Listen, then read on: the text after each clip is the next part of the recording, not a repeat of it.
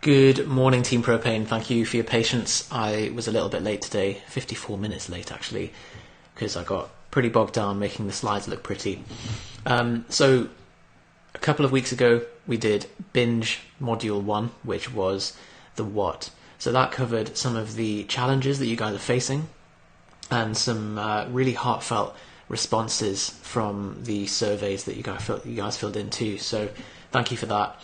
This week we're covering the why. So this is why binges happen and some of the mechanisms to help you get some clarity and some insight into what's going on and what drives some of our aberrant relationships with food. We're then going to cover the how in either next week or in a couple of weeks' time. So I'm going to give you guys a couple of minutes to join the call, and otherwise we will get started.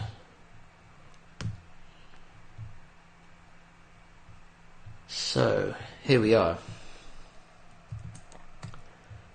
This is the what this week. So as I said, last week we got the common challenges, which predominantly were giving too much headspace to food when you're in a diet, getting into the fuck it mentality of I've had a slice of cake, so fuck it, I'm going to have the whole thing, feeling like evenings were the big challenge once the constraints open up and you're with family and friends and things, and then diet kind of, or targets go out the window, and then once that happens it opens up hell's gates and everything just falls apart. Also treating food as feeling, so rather than treating it as fuel, looking for some kind of sense of comfort in food, having fearful beliefs around eating, so going for I'm afraid to eat more during a muscle gain phase in case I get fat, so I'm going to just eat in a slight deficit all the time. And also the attachment to the scale, and I think this is probably the biggest one that I've seen at least. Okay, so it's important to remember that you're not alone in this.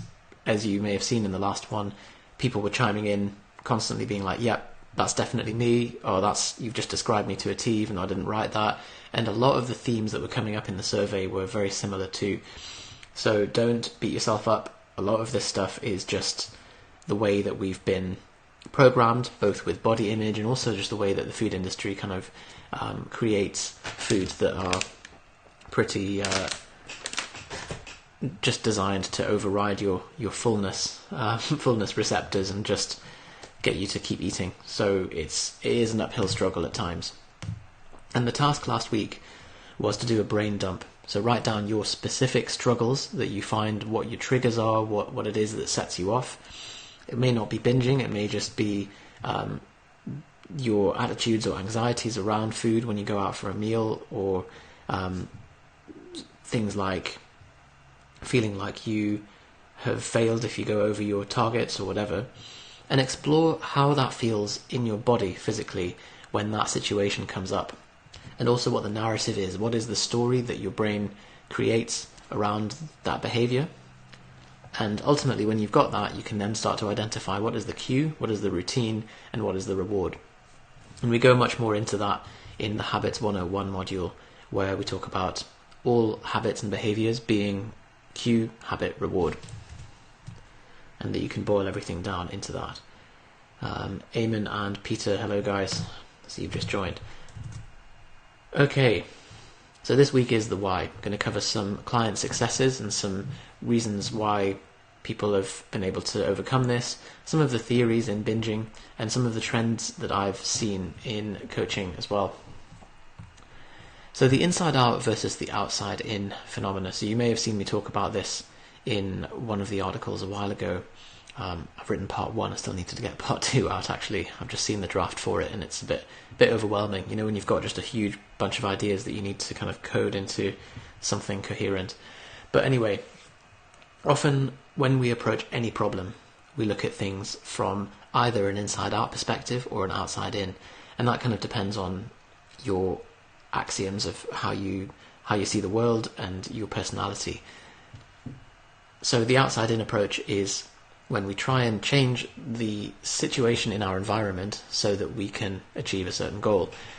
And neither approach is, whereas the inside-out approach is you change your mindset and your perceptions to then try and elicit a change in your behaviour.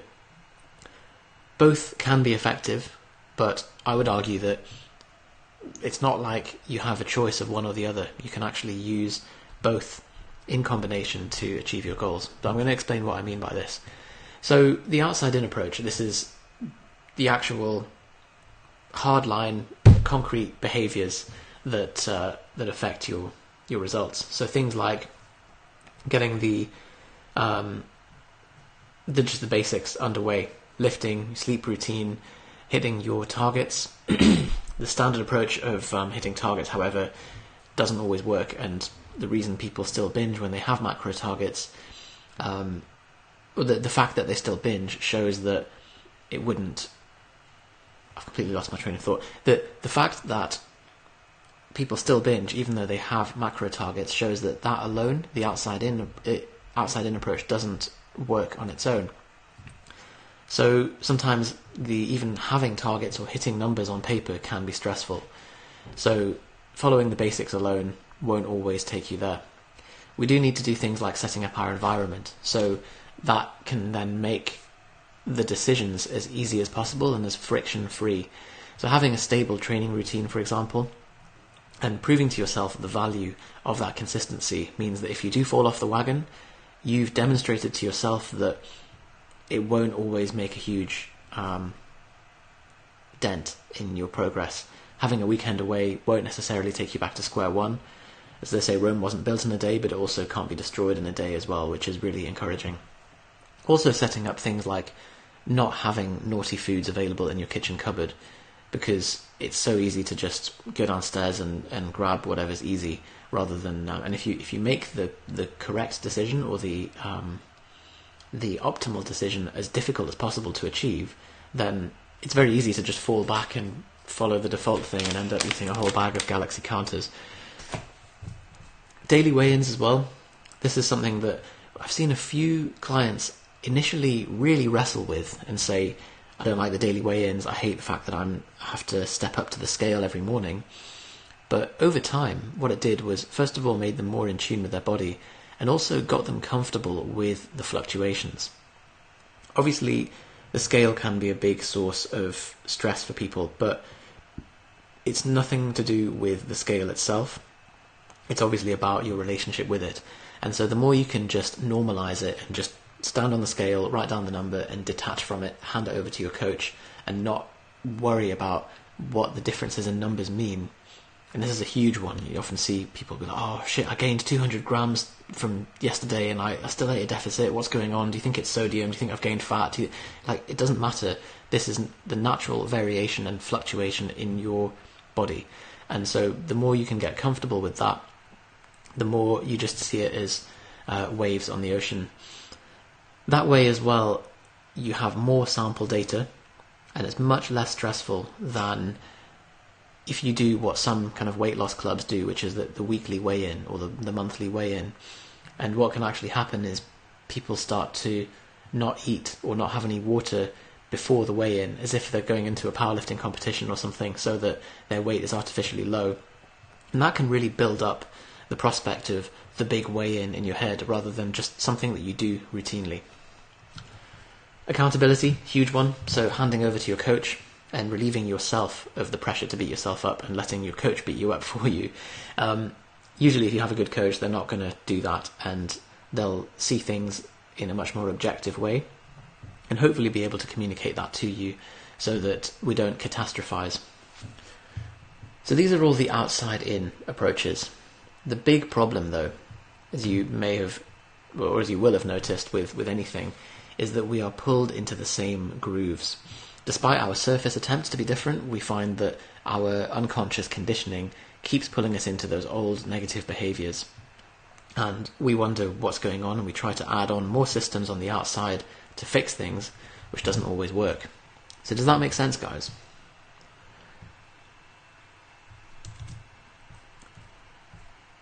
The inside-out approach is what we do when we manage our internal processes, our beliefs, our thoughts and our desires to try and change what's going on the outside. And as we've seen, the friction between hitting your targets and the reality is our conditioning. And that's obviously all the deep-seated stuff from our upbringing, from the behaviors that we've ingrained over time, and they are what drives us. They become our automatic kind of behavior. So as Morty Lefko says, wouldn't it be easier to eliminate the need for self-discipline rather than to struggle to discipline yourself to act against your beliefs and conditionings? Because then you're constantly doing an uphill struggle or driving with the brakes on.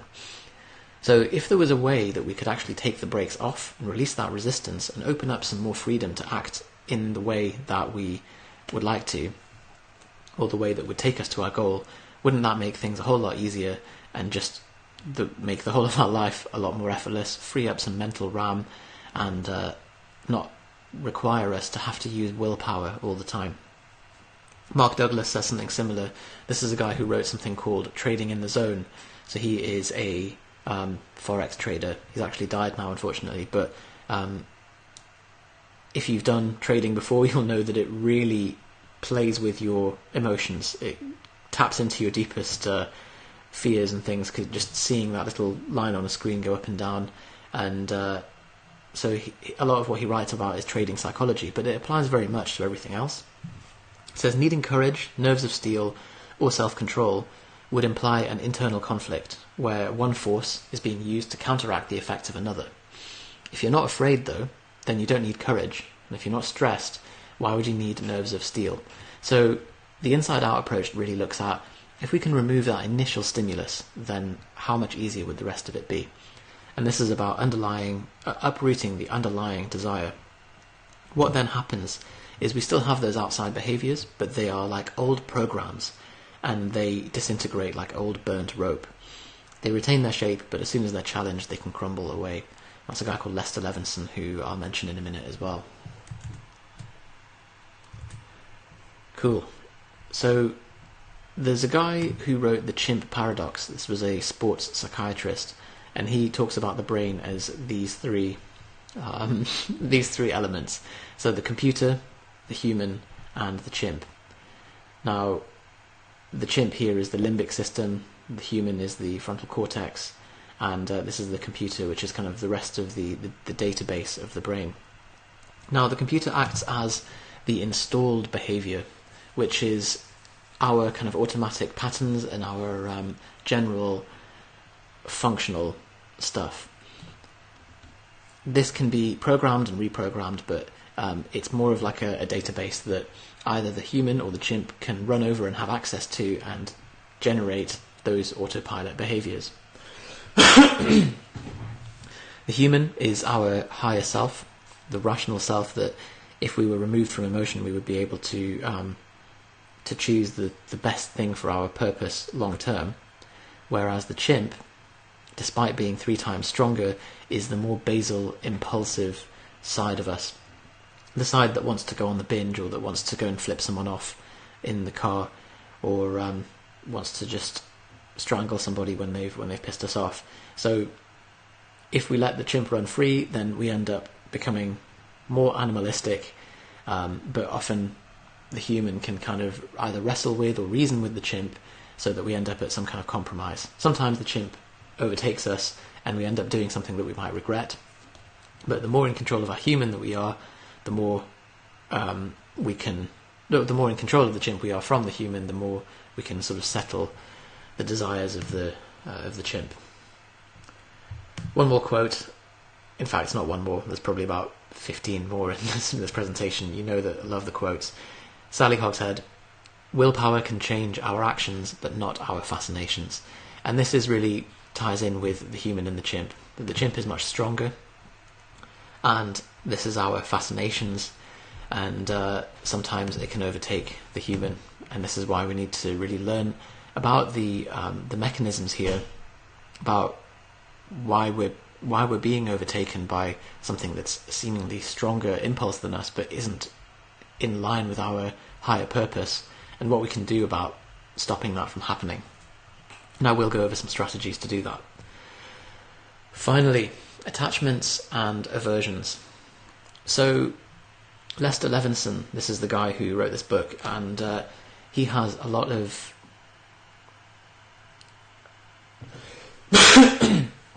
he says that attachments and aversions are the cause of all suffering, and that we have a significant amount of attachment and aversion to every issue in our life, from food to sleep, work, money and sex, and anything else you can think of, and that there is nothing that we have pure attachment or pure aversion to. If you consider food particularly, somebody wrote, "I love food, but I hate it because I can't eat like a normal person." So that was one of the propane athletes that wrote that in the survey, and there's a huge amount of insight in there. And it's the same with sleep. We love sleep, we feel like we want to go to bed, or we don't want to wake up in the morning, but equally we don't like it because if we oversleep we feel like we've wasted the day, or if we don't sleep well we get upset. So there's always two sides to this coin. Same with work. We may not enjoy our work, so we have an aversion to it, but the attachment is that it pays us money, and so we have to turn up every day and do what we need to do. Same with money. We like money because it lets us buy nice things, but equally we're told that it's the root of all evil. If you run out of money, you get anxious. Same with sex, same with anything else. So there's always these attachments and aversions that are running us on either side of things. And so again, becoming conscious of the ones around food, the fact that we have several attachments to it. It tastes nice, it helps us grow muscle, it helps us to socialise, but the dark side of it is that when we eat too much, we feel guilty, we purge, we binge, we feel like food makes us fat if we have too much of it, if we feel like it doesn't fill us up. There's all these things on both sides of the coin. So the theories of the urge to binge. This is from Surviving to Thriving by Peter Walker. I've not actually read this, but this was just a quote that somebody submitted in one of the surveys, that the overeater is more like a flight freeze as they retreat into their heads. They're not in touch with their bodies, and they use food like a permanent anaesthetic. Does that resonate with anyone? The occasional binge eaters or bulimics have more fun worrying about how they look, and therefore how others view them. Whereas the undereaters and the overexercisers, the anorexic type behaviours, they have much more fight and are just angry with it all, and that anger is directed inwards. So this is the permanent anaesthetic. And it's important again that if we can place ourselves into one of these rough categories, we see what our relationship with food is and what drives those attachments and those aversions. The other theory about the reptilian brain, again sort of tying in with the chimp and the limbic system here, and this is from Brain Over Binge. Thanks for the recommendation, Joe. So Joe sent in this diagram from it, which is that we have this cycle. We start off with the food restriction. We're in a diet, so the I, the human, made the choice to restrict the food. The survival instincts then kick in, and this limbic system, the chimp, takes us over, grabs us by the head and says, right, it's time to binge. So it sends us out on this urge. The human then gives in to those demands, and it's important to distinguish that it doesn't just, the urge doesn't happen and then you eat. It's the urge happens and then the human has to then be the gatekeeper of that decision, but often it gives in, goes for a binge and then feels guilty, and so the purge follows, where the human, the I, tries to get back in control by purging, and then we have this repeat cycle. So as I say, I'm trying to emphasise that there is this short gap between the urge to binge and acting on it. And that's where the chimp manages to twist the arm of the human and get them to go and do it. And the reason here that the word I and it are used deliberately is because the chimp is not you. It's kind of your evolutionary, what's the word? Vestigial kind of parts of you that are trying to drive your survival. And so when we think it's us, we get mixed up with it and we just act on its behalf and think that we were the ones that did it, and that therefore we feel guilty about it.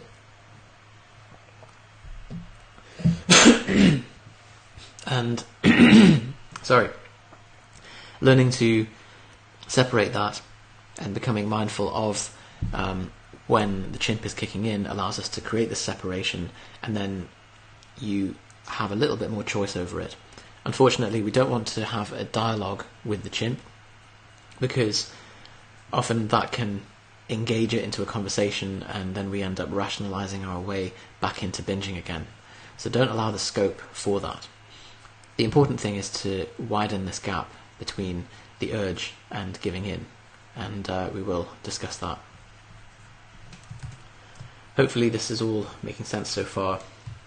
Tad's just asked a question which I will cover at the end. Very profound words from Rob, one of our propane athletes, that says, what is the point in taking care of a body that you hate? I think that's huge. It's really well put. And so we're going to talk a little bit about self-love and how this ties into it all.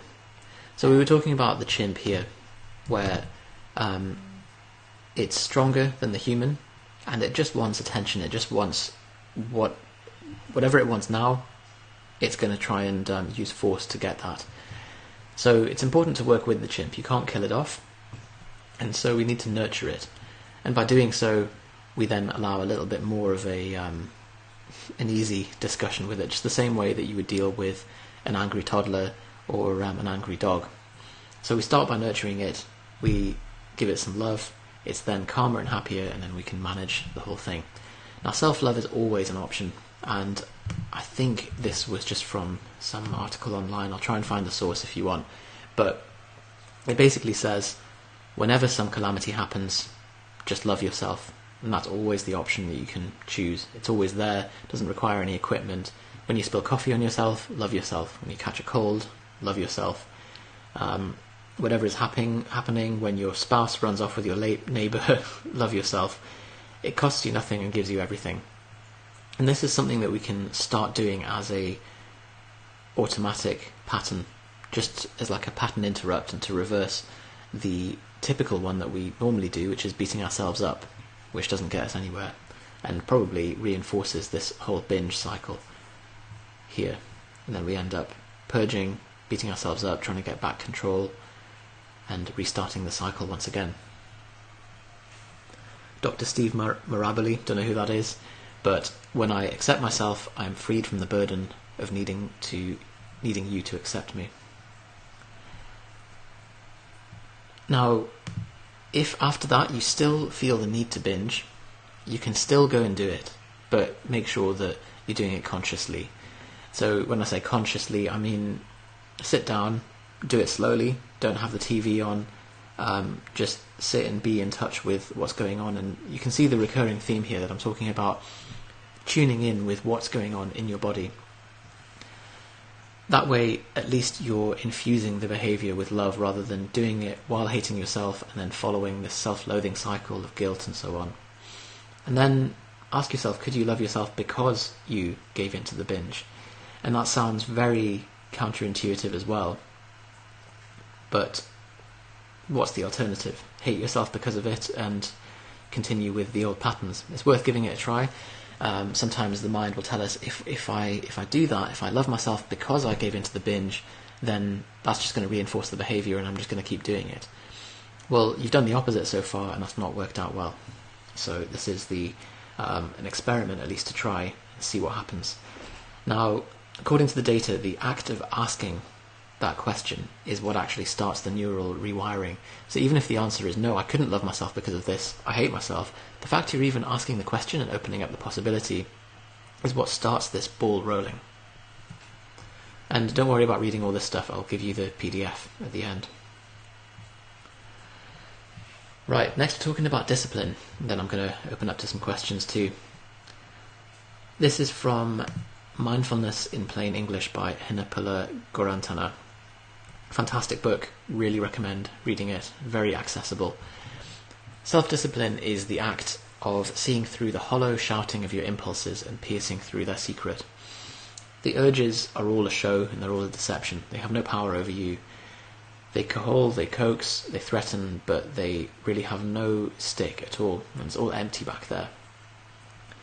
And this is referring to Vipassana practice or mindfulness, although I hate that term because it's a bit of a misnomer, where we sit and we look at those urges that come up, the impulses, and we just observe them. And what we see is that they are all subject to the three characteristics of mindfulness, which is impermanence, non-self, and unsatisfactoriness. And that they all pass, and that actually these huge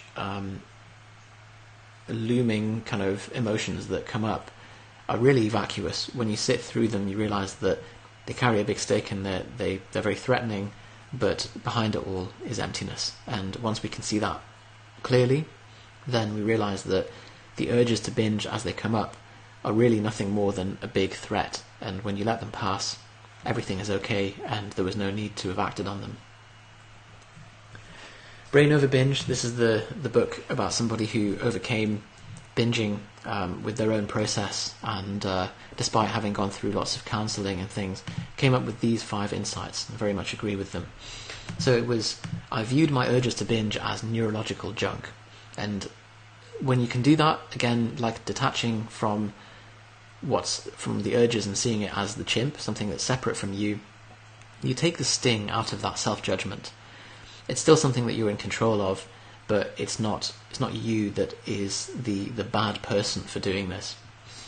Separating the higher human brain from the urges to binge, again, this is the human and the chimp.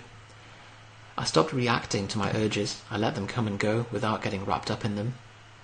And again, this all kind of, even though these are all quotes from different people, they all seem to tie in very, very closely to this, realizing that the urge is separate to the actual compulsion to do it, or the feeling of it rather. I stopped acting on my urges. I didn't have to substitute with any other activity. And an exercise that the author recommends is look at your hands and realise that you can't move them without your voluntary consent.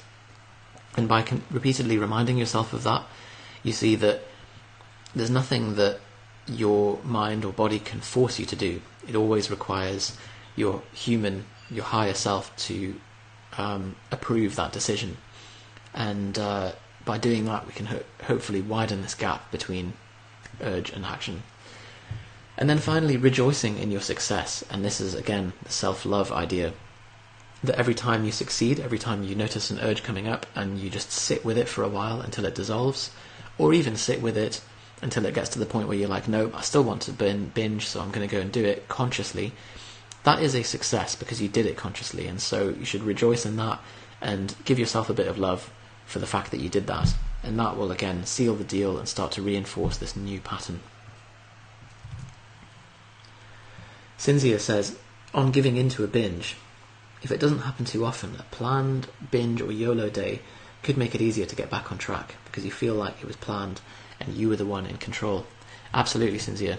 And I think if you're the one that is in control, again, you're empowering yourself to consciously do this stuff without having to feel like you've just, like a day when you plan to hit your targets and you went way over and then you feel like you fucked up. Alkib says, separating those chimp urges into it rather than I, do you think it can go too far? Accepting the urges will always exist and claiming that you can't do anything about it. Some level of discipline will be required, especially in the early stages of behaviour when you have the most control. Afterwards, honesty, accountability and acceptance and learning comes in. Yeah, I agree. So I think we do need some discipline with it. And the thing that we need to distinguish is a desire to binge, which is a temporary spike, compared to a sense of generally being starved. And this is actually the next section, ironically. So it's not about white knuckling and just sitting and just gritting for the whole day and pushing all the food away and trying to just force your way through the day. If that feels like it all the time, then it's more likely that you're starved and your calories are too low and you're just underfed, you've been dieting too long, and maybe in that case you need a diet break rather than to manage your binges. So I hope that answers that question. And then obviously having the other outside-in structures really helps. The accountability, the tracking, and some strategies to deal with social events, things like 48-hour macros, averaging out your weekly calories and so on. And by that point, you can then prove it to yourself.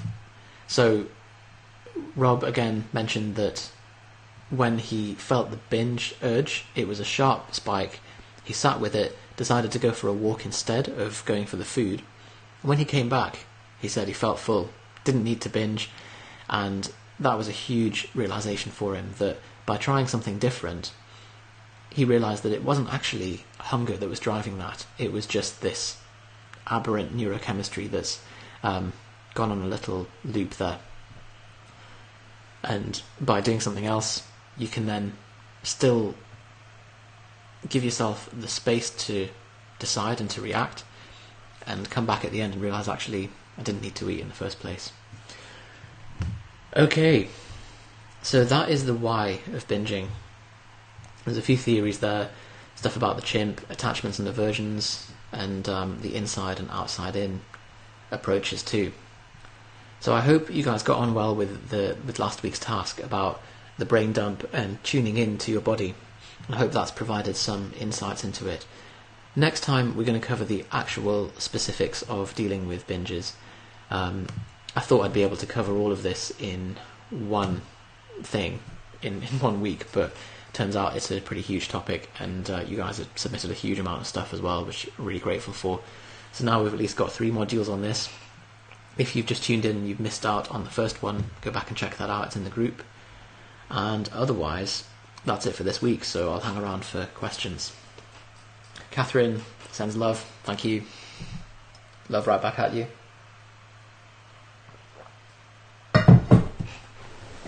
Shall I sit and eat these Galaxy counters, ironically, in the meantime? Okay, any questions, let me know. Oh, Tad asked, what's your opinion on low-calorie sweeteners? Does chewing gum break the fast, and can zero-calorie sweeteners like Truvia be consumed ad libitum? Low-calorie sweeteners, the main concern with that stuff was that it spikes insulin. In human studies, it hasn't been shown to do that in vivo, so in actual humans. When we look at rats' pancreatic islet cells and you put acesulfame K directly on it, I think there was some insulin response, but when you're doing it at the doses that we're having in humans, I don't think it's a concern. I don't think it breaks the fast. So sorbitol and sugar alcohols in chewing gum are anti-ketogenic, but I don't think that's a problem, just because we're not really aiming for ketogenesis as the goal of fasting. It's more about just providing an overall calorie deficit, and when you're fasting, your breath does smell more, so having chewing gum is probably a good idea. This is like zero sugar-free chewing gum. I wouldn't really recommend sugary chewing gum anyway, because it's not great for your teeth. So you're just swirling it around your teeth. It's quite hard to find sugary chewing gum anyway, unless you're going for like Hubba Bubba bubble gum, if anyone remembers that. Pete, any remarks on alcohol and binging? Yeah, alcohol, as you may have seen from the alcohol module, you can get this like reactive hypoglycemia from alcohol because it redirects some of the gluconeogenic precursors into metabolizing the alcohol, meaning the normal pathways that keep your blood sugar up are redirected, so your blood sugar can dip, and that can cause a sharp hunger and cause you to go out for a kebab. So that's the alcohol's effect on hunger. As for binges, if it's more kind of psychologically driven, and maybe it's like having a big binge on alcohol specifically and a bunch of food, then that's very much comes under the umbrella of the self-destructive binge. And I think a lot of the same behaviours and patterns a lot of the same solutions are required that we've covered today. Obviously, it's harder when you are drunk because your judgment is is worsened and you're much more impulsive, and the human starts to go to sleep and the chimp comes out a little bit more.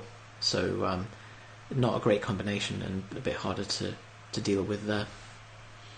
I suppose getting better at managing it when you're sober is going to feed through better into when you're drunk as well, even if you've only got half a human awake inside you there.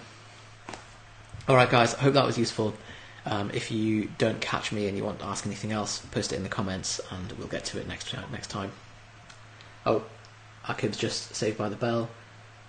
Peter, I found even one glass of wine kickstarts hunger.